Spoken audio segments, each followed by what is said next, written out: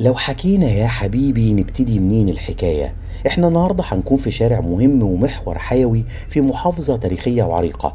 رحلتنا هتكون في شارع او محور اللبيني الشهير. فلو كنت جديد في القناة اعمل سبسكرايب وفعل زر الجرس عشان يجيلك جديد جولاتنا ورحلاتنا اول باول.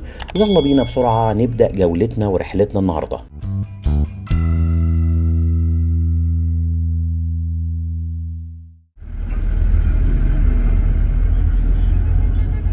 هنبدأ رحلتنا واحنا فوق الطريق الدائري وهننزل من هنا عشان نروح على مسار حلقتنا النهاردة، وهو شارع او محور اللبيني، الشارع المهم في الجيزة واللي بيعدي بينا تقاطعات زي تقاطع شارع الهرم وشارع فيصل المهمين جدا في الجيزة. زي ما حضراتكم شايفين بقى واحنا نازلين على الكوبري، اللوحة الإرشادية واللي بتبين اننا في طريق النزول لمحور اللبيني. طبعا الطريق الدائري لو كملناه هنوصل لمحور صفت اللبن وميدان لبنان وشارع احمد عرابي ومناطق كتير جدا في الجيزة والقاهرة. الجزء اللي على شمالنا بيكون في وحدة مرور حدائق الأهرام الموجودة بالفعل تحت الطريق الدائري، وبنكمل زي ما حضراتكم شايفين نزولنا لشارع اللبيني. طبعا هنكون دلوقتي بقى في شارع سكني بشكل كبير بكل شوارعه الرئيسية والفرعية. يمكن زي ما حضراتكم شايفين كده ارتفاعات العمارات هنا ارتفاعات كبيرة، واعتقد مش هتكون مش متناسبة بشكل كبير مع عرض الشوارع الجانبية المتفرعة من هنا، ويمكن كمان مش متناسبة مع عرض الشارع الرئيسي اللي احنا بنزوره النهاردة. طول ما احنا ماشيين في شارع اللبيني هتلاقوا محلات كتيرة جدا لقطع غيار السيارات الاستيراد. يعني دي محلات بتستورد قطع غيار مستعملة أو نادرة لأنواع معينة من العربيات، أو بتشتري منها قطع كاملة أو أجزاء سيارات بتكون عاملة حوادث، عافانا الله وعافاكم. الناس بيجوا هنا وبيشتروا القطع اللي مش موجودة، أو لو عايزين يشتروها بسعر أرخص. طبعا لو القطعة نادرة ربما تلاقيها بسعر أكبر من تخيلك. يمكن من أشهر محلات قطع غيار السيارات سوسو اللي موجود هنا في الشارع، يمكن ليه كمان محلين موجودين في الشارع هنا مش محل واحد.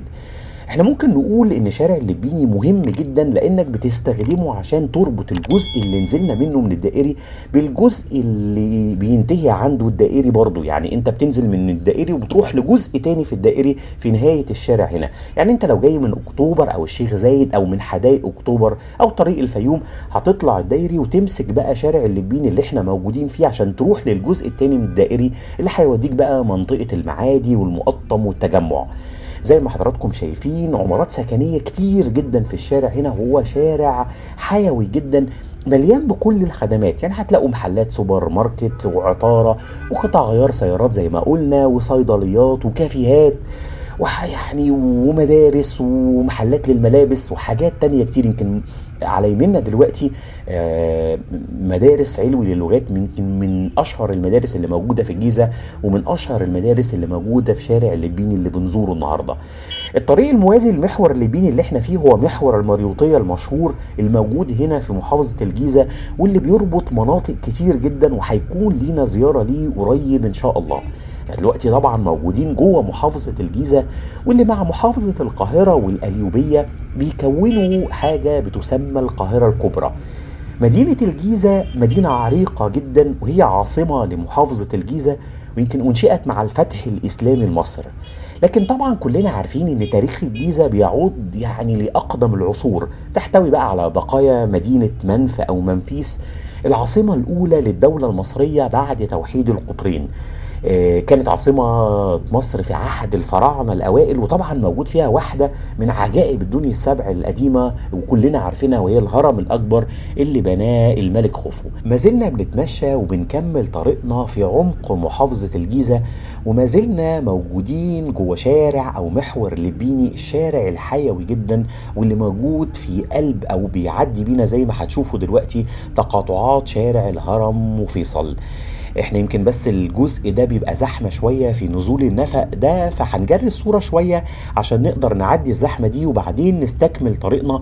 والنفق اللي احنا داخلين عليه دلوقتي هو النفق اللي بيعدي بينا شارع فيصل، هننزل منه وبعدين بعد شوية هننزل على النفق اللي بيعدي بينا شارع الهرم. طبعا لو كنا دخلنا من جنب النفق هنا وكنا دخلنا يمين كنا هنلاقي نفسنا في شارع فيصل في الاتجاه اللي رايح على ميدان الرماية. طبعا لو عملنا يوتيرن هنروح من شارع فيصل في الاتجاه الاتجاه اللي رايح لميدان الجيزة. احنا بالفعل كده انتهينا من النفق زي ما حضراتكم شايفين كده، وكان فوقينا شارع فيصل وعدينا الجزء ده وهنمشي حتة صغيرة كده، وبعدين هنلاقي نفق تاني هيعدي بينا تقاطع شارع الهرم عشان نستكمل رحلتنا جوه محور او شارع اللبيني. طبعا شارع فيصل اللي لسه معديين من النفق بتاعه دلوقتي يمكن من اهم شوارع المحافظة، وبيرجع اسمه للملك فيصل بن عبد العزيز ملك السعودية رحمة الله عليه. هو موازي لشارع الهرم لكنه ازحم بشكل كبير، وكمان هو شارع تجاري جدا جدا. احنا بقى كملنا طريقنا، وبالفعل لو كنا دخلنا يمين من فوق النفق هنا كنا هنروح على شارع الهرم، لكن احنا دلوقتي فوقينا بالفعل شارع الهرم وعدينا النفق وبنكمل طريقنا وجزء تاني من شارع او محور اللبيني اللي احنا بنزوره النهارده. بعد ما طلعنا من النفق هنا، المنطقة هنا بقى من المناطق المشهورة في الشارع لأنها مليانة بالمحلات البراندات الخاصة بالملابس، وموجود هنا كنتاكي وماكدونالدز وزاكس. موجود كمان في المنطقة هنا مجموعة من البنوك زي البنك الأهلي وصيدليات مشهورة زي العزبي. الكوبري اللي حضراتكم شايفينه واللي بيقطع الطريق كده هو الكوبري العالي ده، هو اللي بيربط شارع ترسا واللي زرناه قبل كده في رحله مهمه ممكن تستدعيها وتتفرج عليها، ويربط ترسا بمنطقه ابو الهول والاهرامات، ومنه ممكن توصل لميدان الرمايه. طبعا ممكن من هنا تدخل يمين وتوصل لشارع ترسا في اتجاهك لابو الهول والمنصوريه والرمايه ومشعل. ولسه موجودين في محور اللبيني، وكلمه محور دايما بتطلق على شارع او طريق لما يتحول لطريق رئيسي، سواء كان بيربط مناطق او مدن مختلفة. عادة بيكون طريق سريع ولازم يكون مزود بخدمات كتير اساسية. كمان ممكن يطلق المحور على طريق بيمر من منطقة صناعية او حضرية، زي مثلا ما بنقول على محور 26 يوليو، محور صلاح سالم، ومحور الفريق كمال عامر. احنا ما زلنا موجودين في الجزء الاشهر او الجزء المهم من شارع او محور اللبيني وبنستكمل طريقنا. طبعا الشارع هنا حصل له عملية تطوير وسفلتة وتنظيم في الفترة الأخيرة. عايز اقول لكم بما اننا موجودين في محافظة الجيزة، فاحنا عايزين نقول ان العيد القومي لمحافظة الجيزة هو يوم 31 مارس من كل سنة. اليوم ده اتحدد بعد يوم 31 مارس سنة 1919 لما خرجت أعداد كبيرة جدا من أهالي الجيزة ضمن ثورة 19 ضد الاحتلال الإنجليزي، واستشهد عدد كبير منهم، ومن هنا تم تحديد اليوم ده كعيد قومي لمحافظة الجيزة. زي ما حضراتكم شايفين اهو، يمكن محلات قطع غيار السيارات المنتشرة هنا واللي حكينا عنها في أول الحلقة، وهتشوفوا يعني طول ما احنا ماشيين قطع غيار من عربيات مجزأة وكده. شارع يعني شارع اللبيني عموما بيبقى زحمه بشكل كبير معظم فترات اليوم سواء بالنهار او بالليل، وده لانه زي ما حكينا شارع حيوي جدا. وعايزين نقول ان محافظه الجيزه من المحافظات الاستراتيجيه بتربط الصعيد بالوجه البحري، وهي المدخل الوحيد لمحافظه الفيوم، وفيها الطريق الصحراوي لمحافظه اسكندريه، وهي طبعا من المحافظات المليانه بالحركه السياحيه والافواج السياحيه والباصات والعربيات والاتوبيسات اللي بتودي وبتجيب الافواج السياحيه. وكمان هيكون قريب جدا يتفتح المتحف المصري الكبير، المشروع المهم جدا واللي موجود على بدايه طريق اسكندريه الصحراوي وقريب من ميدان الرمايه. مشروع مهم جدا وكان لازم يتعمل من فترات طويله.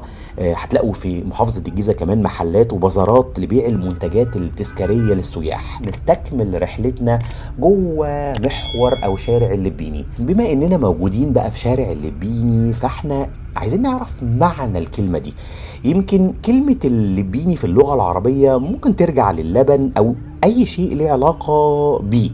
كمان هي اسم نبات بينمو في مصر والشام وليه أهمية كبيرة بقى في علاج عدد كبير جدا من الأمراض، ويمكن هو ده السبب في تسمية المكان هنا باللبيني، لأن هنا كان في أراضي زراعية كتير. احنا عارفين الجزء اللي احنا ماشيين فيه كان معظمه أراضي زراعية وما زال في عدد كبير من الأراضي الزراعية، وكان المنطقة هنا مشهورة جدا بنبو النبات اللي هو نبات اللبيني، وعشان كده اتسمى الجزء ده بشارع اللبيني، وبعد كده بقى اسمه محور اللبيني. زي ما حضراتكم شايفين لو كملنا على طول يمكن باين من بعيد كده مطلع الدائري اللي قلت لكم عليه من شويه صغيرين. يعني احنا نزلنا من الدائري، وهنطلع تاني الدائري في الاتجاه اللي رايح زي ما قلت لكم للتجمع والحاجات اللي شبه كده. لكن انا عملت يوترن عشان نشوف الشارع من الاتجاه الاخر، او نتمشى شويه في الشارع من الاتجاه الاخر لغايه ما هطلع بيكم على شارع فيصل، ومن شارع فيصل ان شاء الله هننهي رحلتنا النهارده. طبعا في بعض التعرجات او الشوارع الفرعيه كده اللي ممكن ندخل منها ونطلع برضو على الطريق الدائري من عند محور المريوطيه اللي بيوازي الشارع هنا زي ما قلت لكم من شويه صغيرين. يمكن تاريخ الشارع هنا بيرجع يمكن لأكتر من 100 سنة، لما كان مجرد يعني طريق من التراب كده بيربط ما بين قرية موجودة في الجيزة اسمها اللبيني وقرية تانية اسمها الرماية. لكن مع الوقت اتطور الطريق وتوسع واترصف واتبنى فيه عدد كبير من العمارات زي ما حضراتكم شايفين. طبعا مع انشاء شارع فيصل سنة 1952 وافتتاحه يمكن زاد الضغط جدا على الشارع هنا، وفي سنة 2019 اتحول اسمه من شارع لمحور، ويمكن زادت عدد حاراته بشكل اكبر. الكوبري اللي موجود على يمنا دلوقتي ده هو محور المريوطية او وصلة المريوطية، واللي بتعتبر موازية لطريقنا هنا، بتوصلنا من جزء برضو من الطريق الدائري لجزء تاني زي الوظيفة اللي بيأديها شارع او محور اللبيني اللي احنا موجودين فيه، ولكن من تحت. موجود هنا في شارع لبيني زي ما شفتوا كده عدد كبير من المدارس، معظمها مدارس خاصة أو مدارس لغات زي مدرسة علوي اللي شفناها، ومدارس سقارة للغات، ومدرسة الأهرامات للغات. لسه بنكمل طريقنا، وزي ما حضراتكم شايفين كده بتتفرجوا على عدد من المحلات وبتتفرجوا على عدد من العمارات، سواء كانت العمارات اللي لسه بتتبني او العمارات اللي مبنية بارتفاعات يعني اعتقد ان هي اكبر من استيعاب الشارع.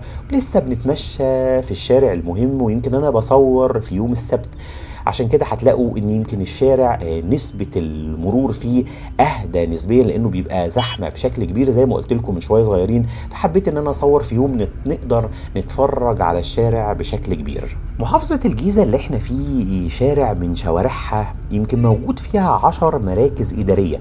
طبعا كلنا عارفين محافظة الجيزة، لكن المراكز الإدارية بتاعت محافظة الجيزة نعرف اسم أو اسمين منهم، لكن هم منشأة القناطر وأسيم وكرداسة وأبو النمرس والحومدية والبدرشين والعياط والصف وأطفيح والواحات البحرية. تخيلوا إن الواحات البحرية تابعة لمحافظة الجيزة. في الجيزة بقى احنا بنقسمها لحتتين، بنقسمها لشمال الجيزة وبنقسمها لجنوب الجيزة. الشمال بقى هتلاقوا فيه المهندسين وفيه العجوزة وفيه الكتكات وفيه امبابة والوراق وبولاق الدكرور وميت عقبة وغيرها كتير جدا من المناطق. الجنوب هتلاقوا فيه الدقي وميدان الجيزة والهرم وفيصل والعمرانية وكفرة هرمس والمنيب وساقية مكي ومنيل شيحة وبوصير وسقارة وغيرها كتير جدا جدا. احنا رجعنا مرة تانية زي ما حضراتكم شايفين، وشوفنا بقى كان فوقينا دلوقتي الكوبري اللي بيسموه يمكن الكوبري الطائر، لان هو من الكباري العالية جدا واللي بتطلعوا زي ما قلت لكم من شارع ترسا. وفعلا اما هتطلعوا هتحس ان انت مرتفع بشكل كبير، لان هو كوبري بيعدي فوق كوبري، والكوبري ده بيعدي فوق وصلة المريوطية اللي شفناها من شوية صغيرين. وبالتالي كان مهم جدا ان هو يكون مرتفع ارتفاع يساوي ارتفاع كوبريين مش كوبري واحد. ما زلنا موجودين جوه شارع اللبيني، وعايز اقول لكم ان الجيزه كلنا نعرفها من السياحه الاثريه. انا عايز اقول لكم بس ان الدخله اليمين دلوقتي كده لو كنا ما نزلناش النفق، هو ده الطريق اللي هيودينا على شارع الهرم، واللي هنعديه دلوقتي وهيكون فوقينا دلوقتي حالا من تحت النفق. والجزء ده لو دخلناه هنكون في الاتجاه اللي رايح لميدان الجيزة، وطبعا لو عملنا يوترن فالاتجاه الشمال هو اللي هيودينا على ميدان الرماية. احنا بالفعل عدينا النفق اللي عدينا شارع الهرم، وزي ما قلت لكم انا هنهي حلقتي النهارده من شارع فيصل عشان اوريكم ازاي الشارع اللي احنا موجودين فيه ممكن تروح منه لشارع الهرم، ممكن تروح منه لشارع فيصل، وممكن تطلع منه للطريق الدائري في اكثر من اتجاه. يعني بقول لكم ان الجيزه اللي احنا موجودين فيها بنعرفها من السياحه الاثريه الخاصه بالاهرامات وابو الهول وسقاره وغيرها. يعني كمان الجيزه فيها سياحه علاجيه، يعني موجود في الواحات البحريه فيها اكتر من 400 عين ميه معدنيه وكبريتيه وعذبه وبارده وسخنه. يعني انا بس الجزء الزحمه اللي احنا داخلين عليه وزي ما قلت لكم كده، واحنا عموما داخلين على شارع الهرم او شارع فيصل دايما الجزء بيبقى زحمه، فهسرع الصوره شويه عشان نعدي الجزء المزدحم، عشان نخرج بقى من الجزء المزدحم ده مباشره على شارع فيصل اللي زي ما قلت لكم هننهي من عنده رحلتي النهارده. يعني اتمنى ان رحلتي النهارده اللي كانت في شارع او محور لبيني تكون عجبتكم وتكونوا استمتعتوا بشارع من شوارع محافظة الجيزة الجميلة والعريقة والتاريخية اللي موجودة في مصرنا الحبيبة.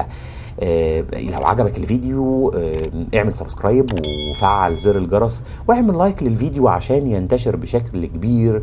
وشكرا ليكم والسلام عليكم ورحمة الله وبركاته.